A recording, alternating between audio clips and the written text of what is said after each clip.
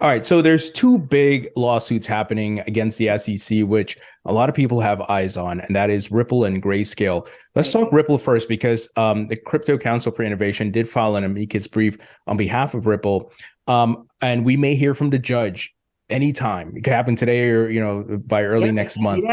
Yeah. What do you what's the latest from your perspective on how you seeing this play out and the impact on the industry? Yeah, I mean, I've always thought that this particular suit, as it was brought, is winnable by Ripple. I've always thought. I thought that since the very beginning. And I actually said that a long time ago and took a lot of heat on Twitter for it, by the way, which I still don't really understand.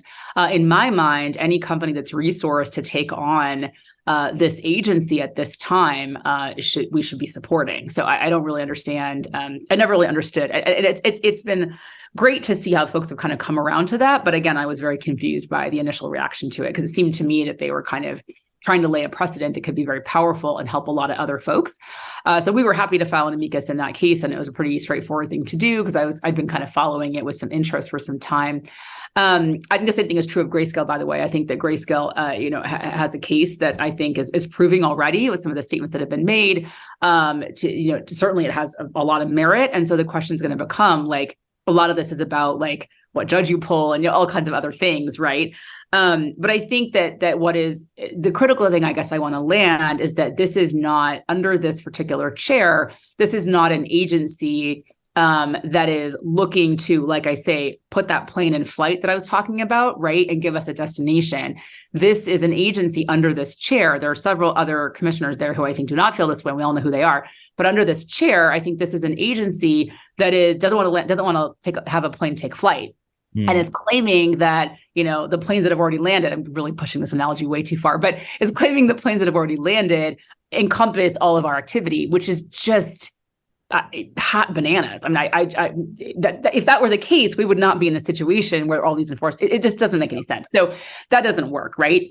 I think one thing I do want to note, though, Tony, because this is well-covered territory, that as you know, but I think one thing I want to land is that nobody else has this sort of jurisdictional turf war that we have in the United States. The SEC and CFTC in many other countries are one agency, right? Like they have oversight of the whole shebang. And so you don't have this kind of turf war playing out that I do think is a big part of this. And I think folks understood that after last year's activity around DCCPA and, with the CFTC and all of that. But that's just the reason that you're not seeing this complexity in other countries, is because they don't have our complex regulatory system, right? It's easier. So I do think that this is, again, it's more political than a lot of people realize.